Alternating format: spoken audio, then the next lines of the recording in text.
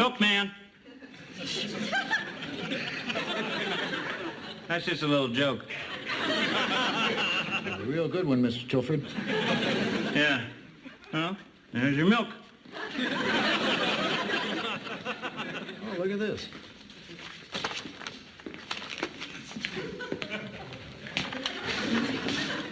Oh, it's just a research material. I'm starting a new series on American travel books. Oh, you mean like Amazing Arkansas? You know my work. Yeah. I picked up a copy of that down at Stedman's bookstore just the other day. Really? Yeah. How'd you like it? Well, Mr. Stedman had us sign for a certified letter. We needed something hard for him to write on, so we used your book. I liked it fine.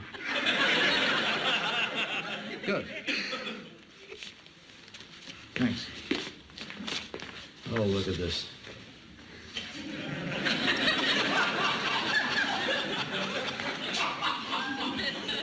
It's photographs for my new book. I'm still at the title stage. I'm thinking of calling it Captivating Kansas. Or maybe Colossal Kansas. Why not just Boring Kansas?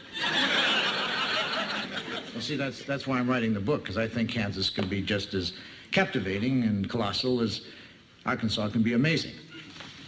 All right, look at this. The eloquent symbol of the American heartland, the old red barn. And this one. The old brown cow. You're having fun with me, aren't you? Maybe, maybe not. I'd say you got your work cut out for you.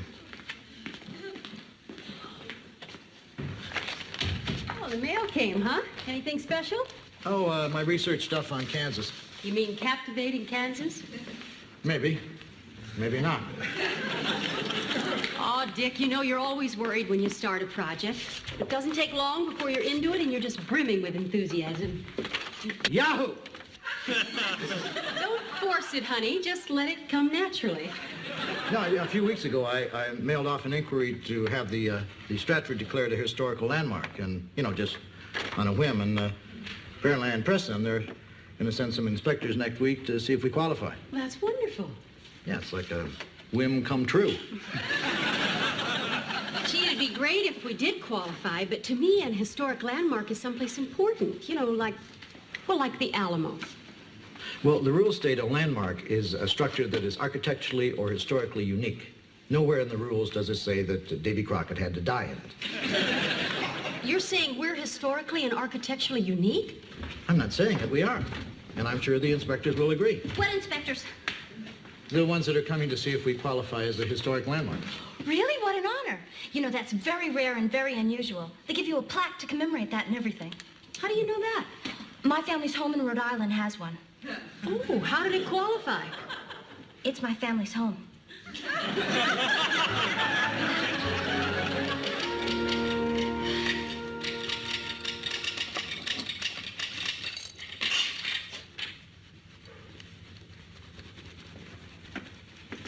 Boy, it sounds like you've really been working hard in there.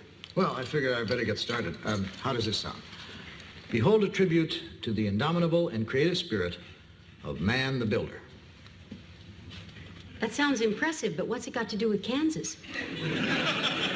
Nothing. It's the inscription for our plaque.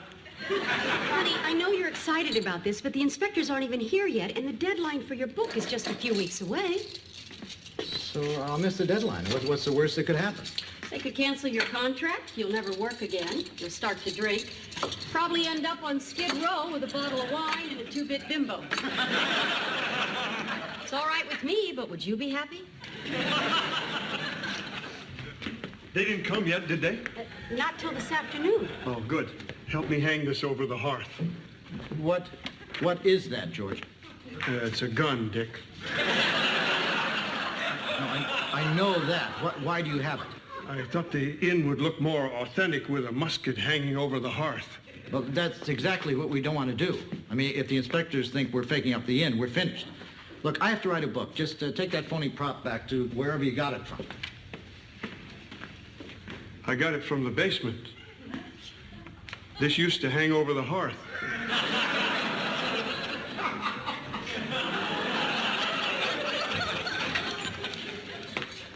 Where's Dick? Big secret, his ears only. He can't be disturbed. Okay, I'll tell you. I'm naming a sandwich in honor of the Stratford becoming a landmark. I'm calling it the Landmark. Catchy. How do you think Dick would feel about one genuine oil lantern? The same way he felt about the musket. You're supposed to be working. I know, but every time I start writing about Kansas, it comes out plaques. Great news, Dick. In your honor, I'm renaming our grilled cheese sandwich the Landmark.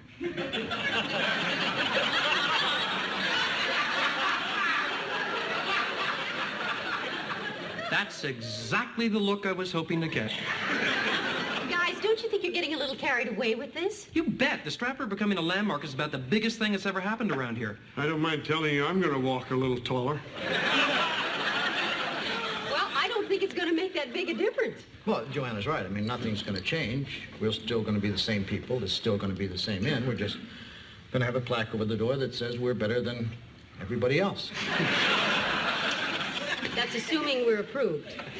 We're going to be approved. Well, all I'm saying is if we aren't approved, it's not the end of the world. See, that's the sort of thing you say to prepare someone who's not going to be approved. Are you saying we're not going to be declared a landmark? Is that what you're trying to say? Well, no. I'm just saying that whether we're approved or not, you can't let it consume your lives. You know, she's right. I mean, time can't stop to wait for a bunch of inspectors to get here. I mean, George, I know you have work to do. Kirk, you have a cafe to run. I think we should all just do what we have to do. Good. Where are you going?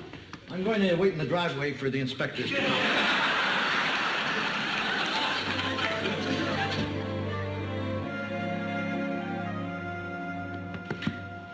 Oh, George, how's it going? I'm a little hurt. What's the matter? Dick's out there with the inspectors. He told them the back fence hadn't been painted in 200 years. So? Well, who do you think they're going to blame? It's not fair. It's only been 30 years. I don't know who didn't paint it before that. Some layabout. George, that wasn't a reflection on you. Dick just wants to impress them with how authentic everything is. I just hope he's not laying it on too thick. Welcome to the 18th century. This is my wife, Joanna. Hello. Mr. Kenworth. Hello. And Miss Fletcher. How do you do? So nice to meet you. And, of course, I can't forget our caretaker, George. Hello. How you doing? I'm a little hurt.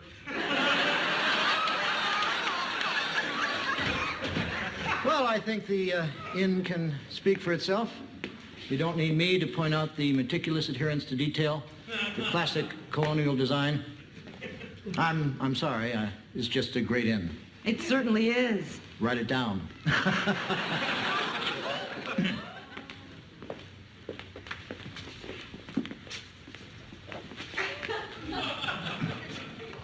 Mahogany staircase.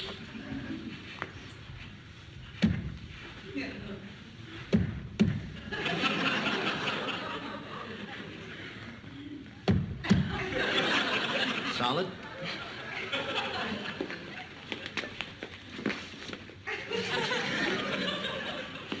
Look up. Crown moldings. Incredible craftsmanship. Every detail hand tooled. Dick, take it easy. You're right. All right, no more talking.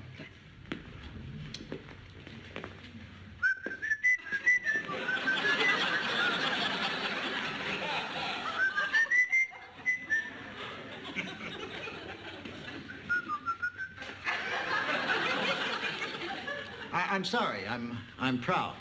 I love this place, and I know it's clearly landmark caliber, if only for the fact that James Madison once stayed here. No. I beg your pardon? Madison never stayed here. Yes, he did. No, he didn't. Yes, he did. Mr. Loudon, history tells us that Madison never went further north than New York. History's wrong. Mr. Loudon, trust us. He was never here. Well, he missed a great place. The stone in the natural fireplace is from the quarry. It was built... I'm acting like a jerk. Honey, you just have to relax. I know, I want it so much. Well, Dick, those inspectors are professionals. Now, they're not going to disqualify the inn just because you're a jerk. Mr. Loudon, Oh, I almost forgot you were here. we can't thank you enough for bringing this beautiful inn to our attention. You must be very proud of it. It's very lovely, very charming, very authentic. It's a shame it's so ordinary. What? Well, Mr. Loudon, as you know, New England boasts hundreds of colonial inns, of which this is a shining example. However, it lacks some special, outstanding quality that would raise it above the rest. It's a beautiful inn. It's just not unique. Oh, but that doesn't mean that it can't still be deeply treasured and richly appreciated. It's a jewel. God bless you. Thank you for your kind words and your time. Naturally, we're a little disappointed, but we both appreciate your integrity and your commitment to your work. And we feel ourselves honored just to have been considered, right, Dick? Get out.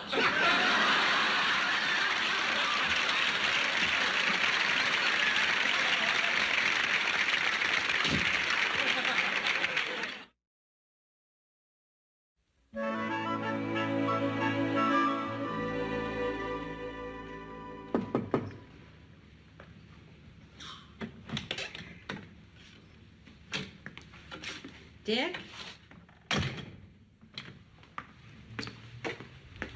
Dick? Dick? Oh, I'm sorry, honey. I didn't hear you. I was working. You're watching television. I'm taking a break. It's my favorite program.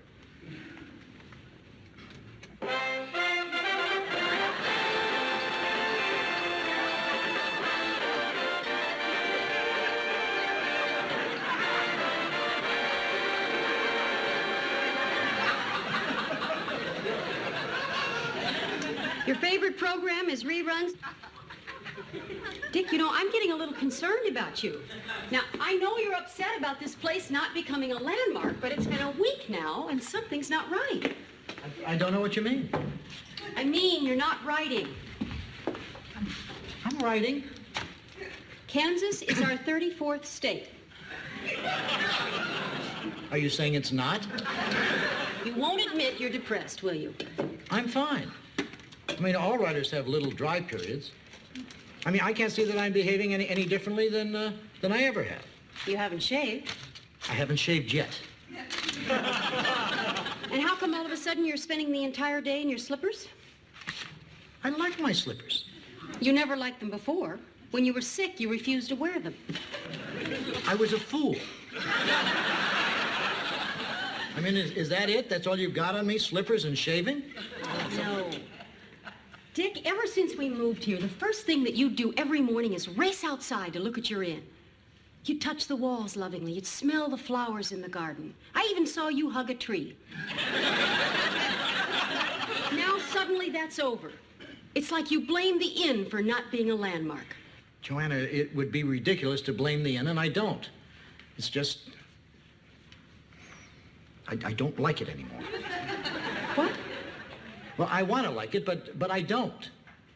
It's like when I was 6 years old. My folks promised to take me to the circus, and they got me real excited. You know, they told me about the clowns and the jugglers and the trapeze artists and the trained tigers, until I couldn't wait. And when we got there, it was wonderful, except for one thing: there were no trained tigers. They were dropped because they'd eaten the trainer. I was crushed. I felt cheated. The whole drive home, I kept saying, I want tigers. I want tigers. Until my dad threatened to feed me to the tigers. See, no matter how great everything else was, the evening was ruined because there were no tigers at the circus. Well, that was a pretty childish attitude. I was a child. Okay, but you're acting the same way now.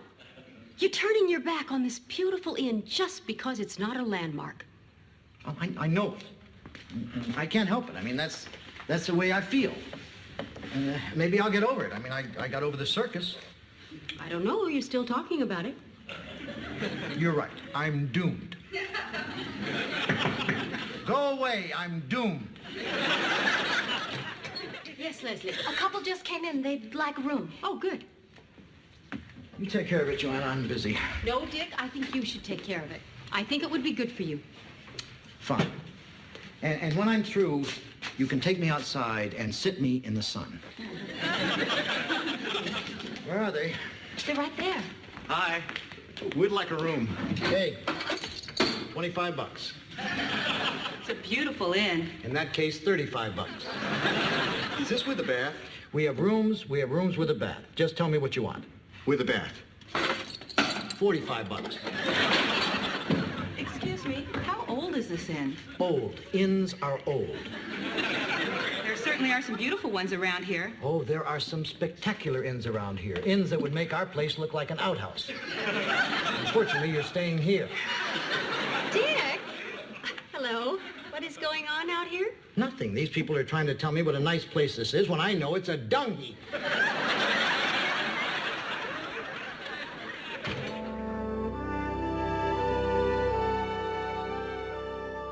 No, I'm not really worried. It's just that he's never done anything like this before. So if he stops by the Minuteman Cafe, would you let me know, Kirk? Okay, thanks. I appreciate it. Bye. Oh, Leslie, have you seen Dick? Not since he insulted the guests this morning. Why? Well, I don't understand it. He's been gone all afternoon. You know, this isn't like him. He didn't say where he was going. It's just not like him to do something like this. You're right, that is odd. Well, I drove all over town and I can't find him. Well, thanks for trying, George. I did find that button he lost off his jacket. Boy, you really did look, didn't you? It was on the front seat of my truck. This is all my fault. It's just a button. No, George. I mean, it's my fault that he's missing. He was devastated when this place wasn't made a landmark, and I just ignored it. Oh, Joanna, don't blame yourself. How could you have known? But see, that's just it. I should have known. He told me this whole story about the circus and how disappointed he was one time. I should have seen how important the connection was. Dick's a very complex man. That may be, but he's also a very rational man. What's the worst that could happen? He could never come back. Look, I know this is hard, but I think the best thing we can do right now is just sit tight and stay calm. Right. Have you called the hospitals? Oh, We're trying to stay calm. Boy, it's something, isn't it? You think you know a guy, and then one day, boom, he disappears in his slippers. And I didn't do anything to stop him. it's not only you, Joanna. I saw that he was depressed, and I didn't do anything either. I knew I should have painted that fence. I guess I'm the only one without blame. I just wish I could do something to help him. I know one thing. When a problem's this deep-rooted, there's no easy answer. God, you're wise and cute.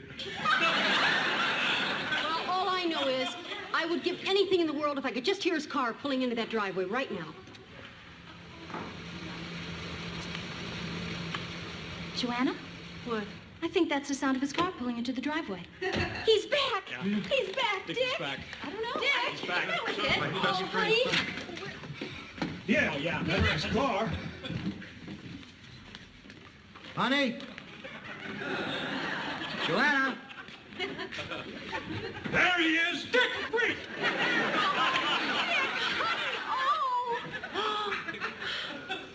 How long was I gone?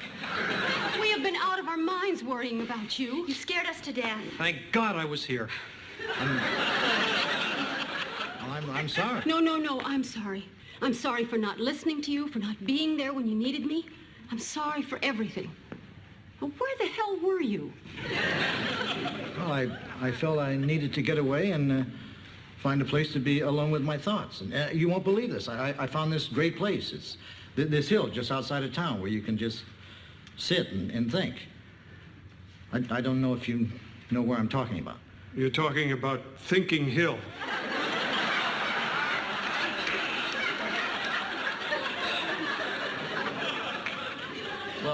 Anyway, I was sitting there and thinking, and I mean, to tell you how badly I felt, I considered doing something drastic. Not jumping. No, not jumping. I'm not crazy. Tell them. You said you almost did something drastic. Well, I thought about selling the inn. I mean, it was making me miserable, so why not unload it? And then I saw this sort of vision. We may be standing on hallowed ground. I looked out, and in the distance, I saw this place that it was perfect in every way. The kind of place I'd always wanted to have. And then I realized that it wasn't a vision. It was this place. I mean, a home.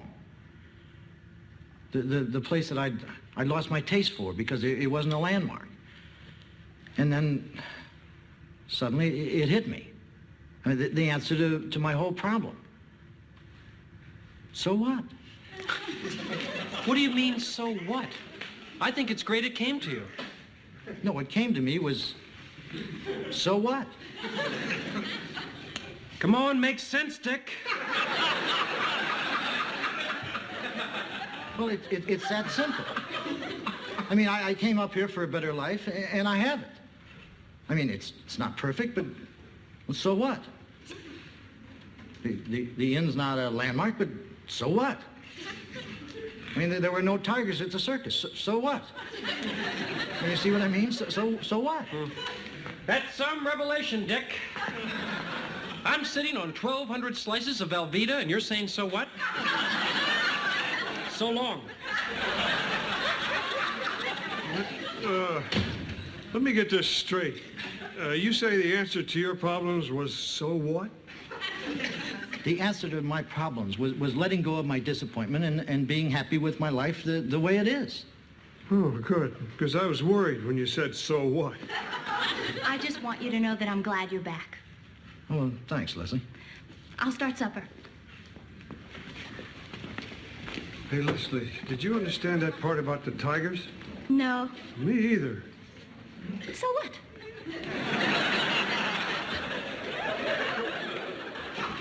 Joanna, you understand what I'm talking about. I think so.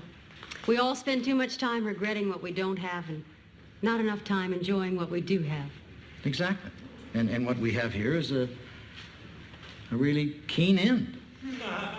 Welcome home, honey. I'll help Leslie with supper.